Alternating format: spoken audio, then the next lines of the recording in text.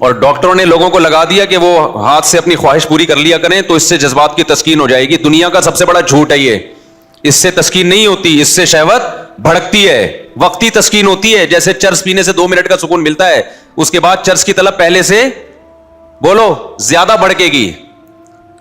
جو حرام خوری سے, حرام کاری سے بچتے ہیں نا, نہ ہاتھ کا استعمال نہ زنا, ان کو اپنے اوپر زیادہ کنٹرول ہوتا ہے. اور جو ہاتھ کے ذریعے اپنی خواہش پوری کرتے ہیں وہ درندے بنتے چلے, ان کی بریکیں فیل ہو جاتی ہیں. افسوس اس پہ ہوتا ہے کہ ڈاکٹر اس چیز کو پروموٹ کر رہے ہیں آج کل کہ یہ کر لیا کرو, اس سے سکون ملے گا. یہ ایسا ہی ہے جیسے آپ کسی کو بولیں سگریٹ پی لیا کرو, اس سے کیا ملے گا؟ سکون ملے گا.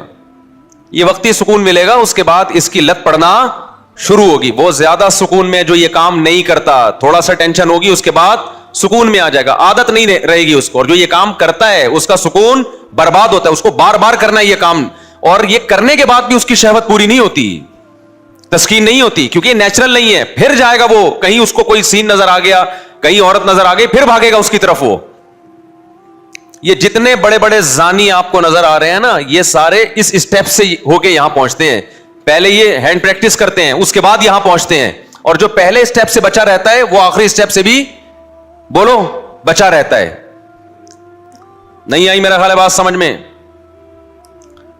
تو یہ میں اس لیے کہہ رہا ہوں کہ جب بھی ہم کوئی ایسی بات بتاتے ہیں نا, تو ڈاکٹروں نے اس کے نئے نئے علاج نکالے ہوئے ہیں کہ بھائی یہ اپنی ڈپریشن سے بچنے کے لیے ضروری ہے, یہ کر لیا کرو.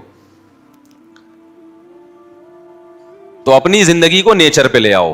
تو یہ جو ہینڈ پریکٹس لڑکے کر رہے ہیں, ڈاکٹروں نے بہت سے, سارے ڈاکٹر نہیں کہتے یہ بات, ان کو ڈال دیا اس لائن پہ کہ ڈپریشن ختم ہوگی. ابے بھائی ڈپریشن بڑھے گی, یہ عادت پڑے گی اس کو.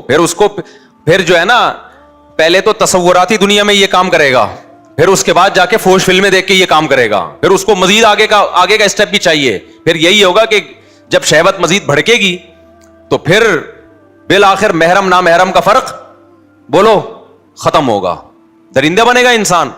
اس کا حل اسلام نے یہ بتایا, بالغ ہوتے ہی شادی کرو بس, اس کے علاوہ اور کوئی آپشن آپ کے پاس نہیں ہے. اگر نکاح نہیں کر پا رہے, اپنے جذبات پہ کنٹرول کرو. کنٹرول کرنے سے کنٹرولنگ پاور بڑھے گی, اور تھوڑے دنوں میں کنٹرول کرنے کی عادت پڑ جائے گی. غلط طریقے سے کسی ڈاکٹر کے مشورے پر الٹی سیدھی کام کرو گے تو کنٹرولنگ بریکیں فیل ہو جائیں گی, درندے بنو گے, ٹھرکی بنو گے, جیسے کہ بن رہے ہیں لوگ.